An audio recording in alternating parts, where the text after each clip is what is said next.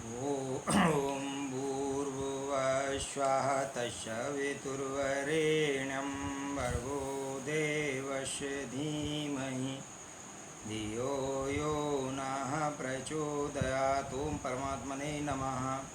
न धावति जनाकीर्णं नारण्यमुपशान्तधिः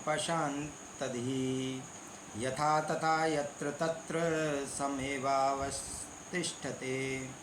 न नहीं धावती दौड़ता है, जनाकीर्णम भीड़ भाड़ वाले स्थान पर, न नहीं अरण्य जंगल की ओर, शांत भी जिसकी बुद्धि शांत हो, यथा जैसा, तथा वैसा, यत्र यहाँ, तत्र वहाँ, सम समान रूप से, एव ही अवतिष्ठते स्थित रहता है।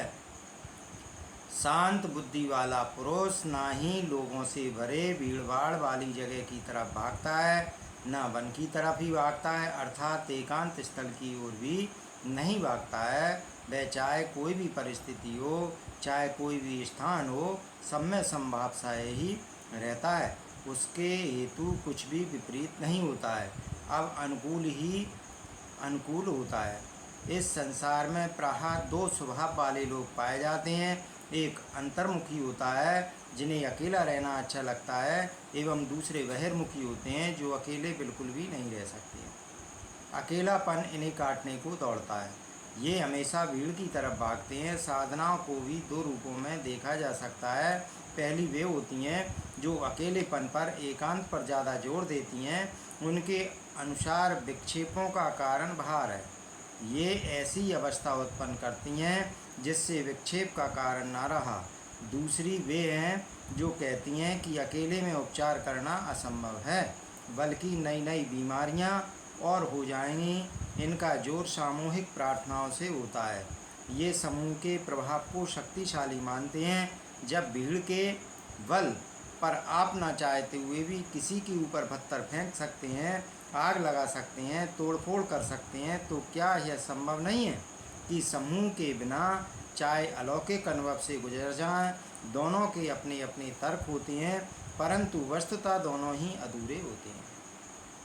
महर्षि अष्टावक्र इस सूत्र में कहते हैं कि भागदौड़ वही करता है जिसे कुछ प्राप्त करने की चाह होती है, अर्थात जिसमें वासना और तृष्णा होती है। फिर वह वासना चाहे संसार की हो या मुक्ति की हो, वासना ही तो होती है। परंतु जिस ज्ञानी ने उस परम तत्व को जान लिया, जिसे आत्म अनुभूति हो गई है, जिसे परम की प्राप्ति हो गई हो, मुक्त हो गया है, उसकी सारी की सारी भागदौड़ ही खत्म हो जाती है। उसकी सारी इच्छाएं आकांक्षाएं नष्ट हो जाती हैं। उसे सृष्टि में एकत्व की अनुभूति हो जाती है, जिससे उसमें समानता का भाव उत्पन्न हो जाता है। ऐसा ज्ञानी शांत बुद्धि वाला हो जाता है। वह समस्त स्थानों पर और सभी परिस्थितियों में समान भाव से स्थित हो जाता है। फिर चाहे वह नगर हो या जंगल, भीड़ भाड़ वाली जगह हो या फिर सुनसान स्थान हो, महल में रहे या झोंपड़ी में रहे, उसे इन सब से कोई फर्क नहीं पड़ता है। वह वास्तविकता से भली भांति परिचित होता है। इसलिए ना तो वह एकांत प्राप्त करने हेतु जंगल की तरफ भागता है, ना ही भीड़ भरे नगर की तरफ।